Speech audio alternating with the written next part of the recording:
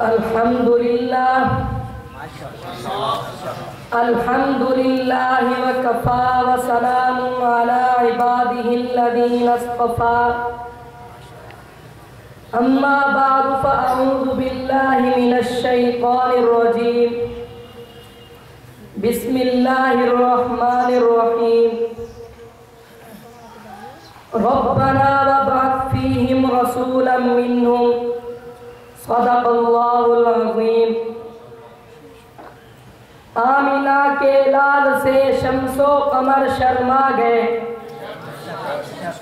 آمینہ کے لال سے شمس و قمر شرما گئے، روشنی پھیلی فضا جھومی محمد آ گئے۔ میرے انتہائی واجب الاحترام اور معزز مکرم اور دور دراز سے تشریف لائے ہوئے دوستوں بزرگوں، آج میں آپ حضرات کے سامنے جس عنوان کو اپنے لبوں کی زینت بنانا چاہتا ہوں وہ ہے آپ صلی اللہ علیہ وسلم کی ولادت باسعادت۔ سامعین محترم، رحمت دو عالم صلی اللہ علیہ وسلم کے والد محترم پہلے ہی انتقال کر چکے تھے۔ دادا جان کی خواہش تھی کہ میرے عبداللہ کی کوئی نشانی ہو، اسی ارادہ سے آپ کعبہ میں دعا کر رہے ہیں۔ دعا مانگی الہی نعمت موعود مل جائے، بنی ہاشم کا مرجھایا ہوا گلزار کھل جائے۔ یہ دعا کیسے شرف قبولیت حاصل کرتی ہے؟ اللہ تعالیٰ کی طرف سے جناب عبد المطلب کو کیا خوشخبری ملتی ہے؟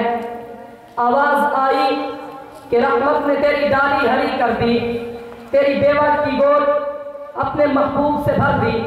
ادھر حضرت آمنہ سلام اللہ علیہ کی خواہش بھی ہوگی کہ میرا بیٹا عظیم ہو۔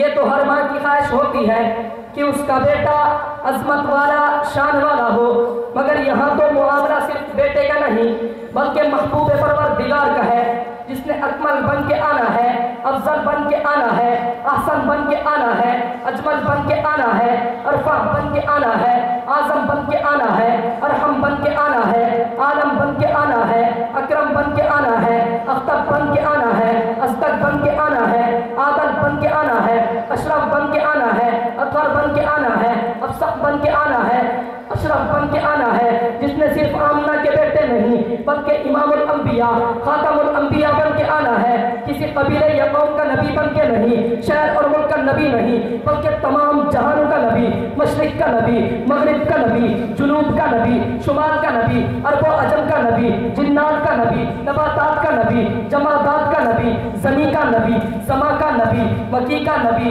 مکہ کا نبی، انسان کا نبی، آسماں کا نبی، فضاؤں کا نبی، ہواؤں کا نبی، خلفاء کا نبی، حکماء کا نبی، فقہاء کا نبی، صلحاء کا نبی، زعماء کا نبی، شرفاء کا نبی، عمراء کا نبی، خطباء کا نبی، غرباء کا نبی، بلکہ نبیوں کا نبی بن کے آنا ہے۔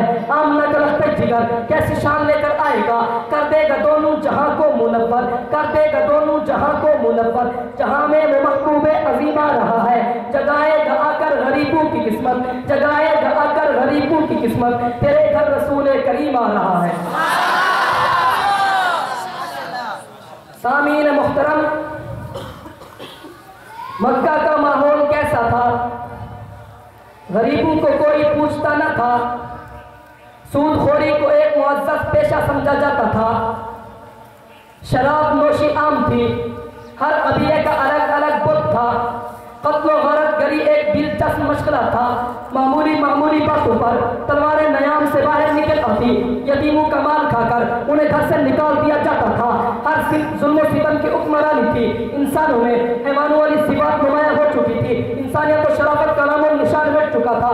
دنیا ضلالت و معصیت کی، عطا گہرائیوں میں غلط تھی، اخلاق حسنہ اور کردار عالیہ کا تصور ناپید ہو چکا تھا، حسن بے نقاب تھا تو عشق بے حیا تھا، غلاموں سے جانوروں جیسا سلوک کیا جاتا تھا، ظلم و ستم کی فرمان روائی تھی، عورت کو حوث پرستی کا نشانہ بنایا جاتا تھا، معصوم بچوں کو زندہ بردور کر دیا جاتا تھا، بیوہ عورتوں کے ساتھ ظالمانہ سلوک کیا جاتا تھا، راہ چلتے مسافروں کو لوٹ کر انہیں غلام بنا کر بیچ دیا کیا چاہتا تھا؟ حضرت آمنہ سلام اللہ علیہ کی خواہش تھی کہ کوئی ایسا ہو جو ان غریبوں کو سینے سے لگا لے. تو اللہ تعالیٰ نے حضرت آمنہ سلام اللہ علیہ کی خواہش پوری کی اور غریبوں کا ہمدرد یتیموں کے سر پر دستے شوکت رکھنے والی ذات کو حضرت آمنہ سلام اللہ علیہ کے گھر بھیج دیا. ایک صاحب کمال آیا جس نے جلوہ حق دکھایا. جس کسی نے اسے محبت کی آنکھوں سے دیکھا اس کی تمنا زندگی پوری ہو گئی. جس کی نگاہ شوق اس پر پڑی اسے منہ مانگی مراد مل گئی. اے عرب کیا ہی عجب ہوں کہ تیرے باغ جو تو نے نور خدا اپنی آنکھوں سے دیکھا. کیا ہی اچھے ہوں کہ تیرے وقت جو تو نے حبیب خدا کی اپنی آنکھوں سے زیارت کی. لیکن اب آگے پیچھے کوئی نہ تھا جو اس یتیم بچے کی پرورش کرتا.